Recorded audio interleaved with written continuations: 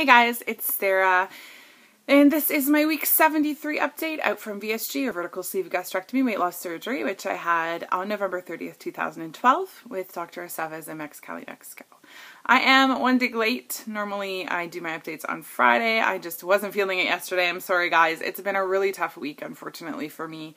This is like the fourth time I've tried to make this video. I guess I don't have a lot specifically to say, and I've kind of been rambling about stuff, and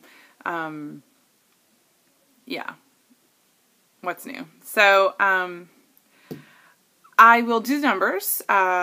So last week I was 220.7 pounds. This week I'm 221.1, which is a 0.4 gain.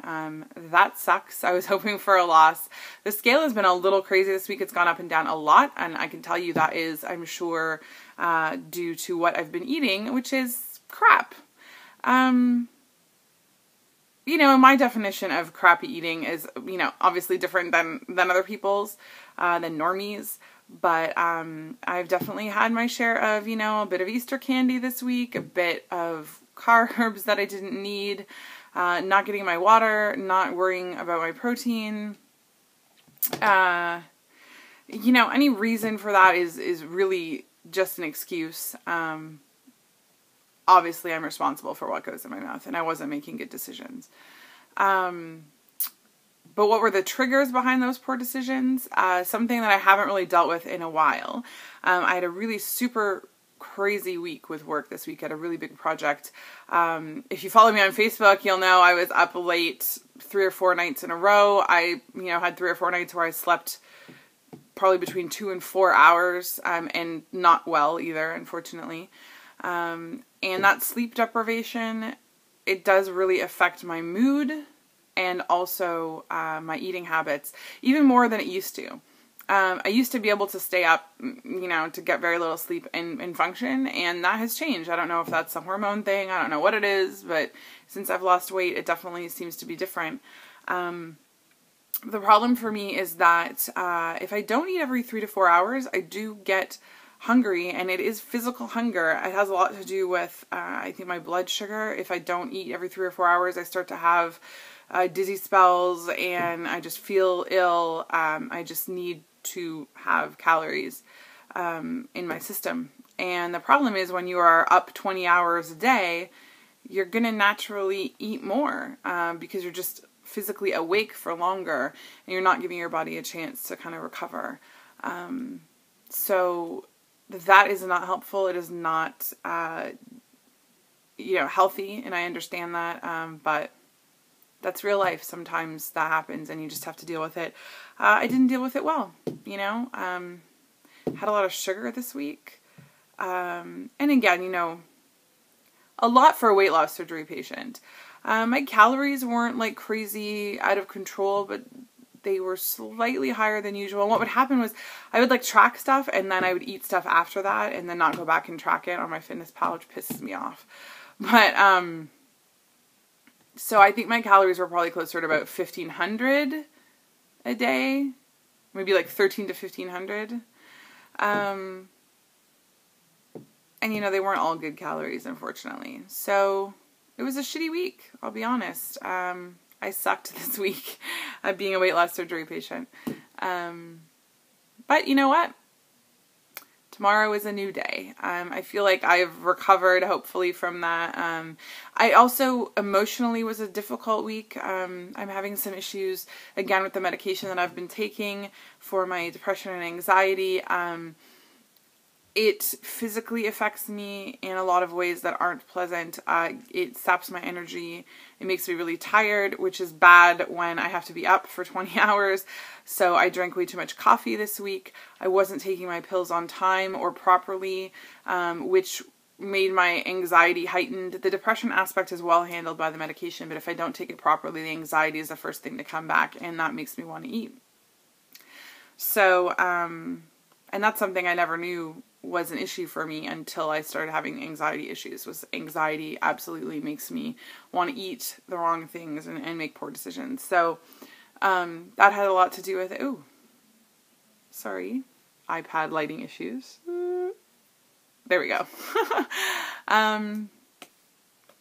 So yeah, I wish that I had more exciting stuff to report this week other than I sucked, but that's kind of how it went. But you know, that is the reality of being a weight loss surgery patient who's almost 17 months out from surgery. You know, things change. And I'm going to say something that, and I don't want it to come off the wrong way. And again, I'm going to, you know, I'll talk about myself because I'm probably a good example. It's really easy when you are, let's say, less than 6 months out from surgery to see people who are further along and judge their choices and judge what they're doing. Because you get cocky. And I think that it happened to me too. You know, I had great success early on, and maybe that had to do with what I was doing, and maybe it didn't. But I felt like it did, and then you kind of feel like you're invincible and you know it all. And it makes it really easy to judge people who are further out in the choices that they make. And now looking back, I kind of feel like a big jerk, because I think there were times that I judged people unfairly because I didn't understand what they were going through.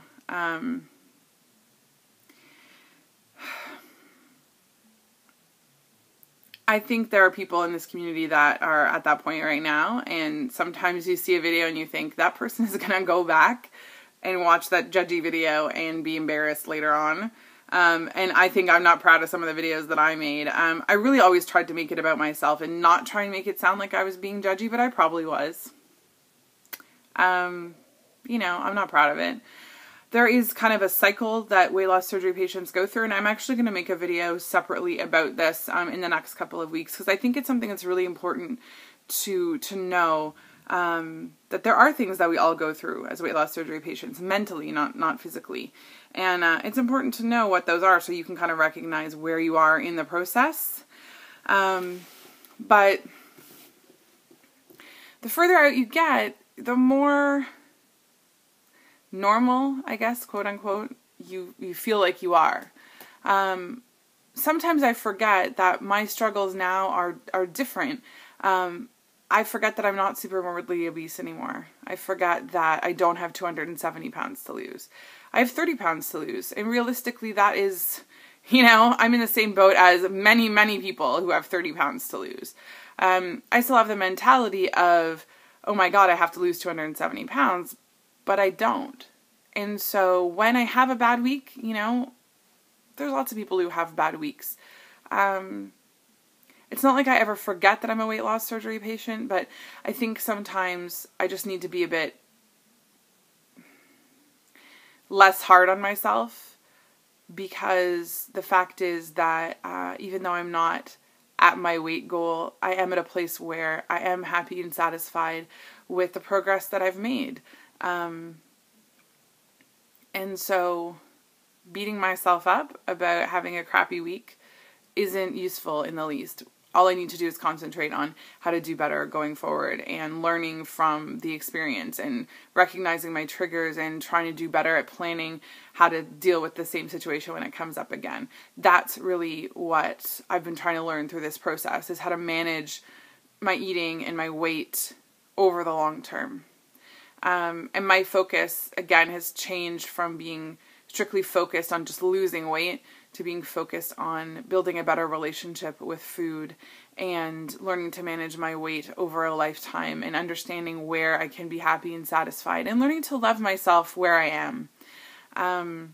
Another thing that I want to make a video about, hopefully in the next little while, is the idea of feeling guilty about wanting to lose weight at this point, because I feel like I'm abandoning the idea that you can be, you know, a big girl and be healthy, or you can be overweight and beautiful or fashionable or happy with yourself. I was never like part of the fat acceptance kind of movement, but I certainly believe in the idea of being happy at whatever weight you are and healthy at whatever weight you are. And I almost feel like I am turning my back on that by being so focused on losing that last 30 pounds or whatever it is. So yeah, there's a strange kind of guilt about that, and that's something that I want to talk about, and something that I don't think that we talk about enough in our community. We tend to all focus on losing weight and being thin and being small and being a size 2 or whatever it is. And I'm not saying that everyone does this, but there is a general kind of thing about being as small as possible and getting down to the smallest weight you can so that if you ever regain, you're going to be okay. I don't know that that is the message that we need to be sending to each other. And my idea of my place in the community has kind of changed, because I almost feel like I'm getting emotional. LessOfSarah drinking game. I almost feel like I've realized now that my purpose and my place in this community is to be the person who says it's okay to not, be in the normal range of the BMI chart. It's okay to not lose 100% of your excess weight. It's okay to accept yourself where you are. It's okay to be happy even if you aren't what society thinks you should be. Because I think that we need the positive message in our community that you can be happy where you are, that you are not a failure if you don't lose 100% of your weight, that you need to focus on how far you've come and not how far you have to go, that there is success in every pound that you lose, in every change that you make, that we can't only measure things by the scale, but by whether we fixed the issues that made us overweight to begin with, or whether we fixed our relationship with food. I really feel like that is kind of the message that I need to start putting out in the community is the message of loving yourself, of learning to be okay with where you are, of understanding that you don't have to lose weight to be successful, beautiful, a good mom, a good friend, a good partner. That maybe we need a slightly different point of view than what a lot of us are sort of told or believe when we're on this journey. So that was kind of a revelation for me this week, and that's, I think, where I want to come at this, and where I kind of want to go with this channel is really trying to look at this journey as a journey of acceptance for yourself, and of one that is about uplifting and not judging people for where they're at or where they haven't gotten to or any of that. Because there's been a lot of that in the community lately, and I've realized that's exactly what we don't need. So, yeah, I guess those are my deep thoughts for this week. And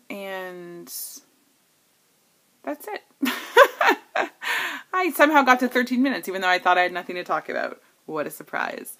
So, yeah, next week I'm going to do better. And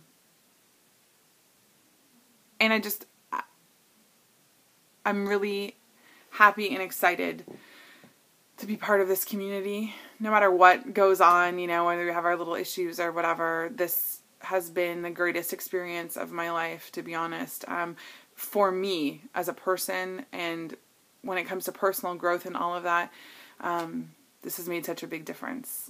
So I love all of you guys. And always remember, it's definitely not just about what you've lost.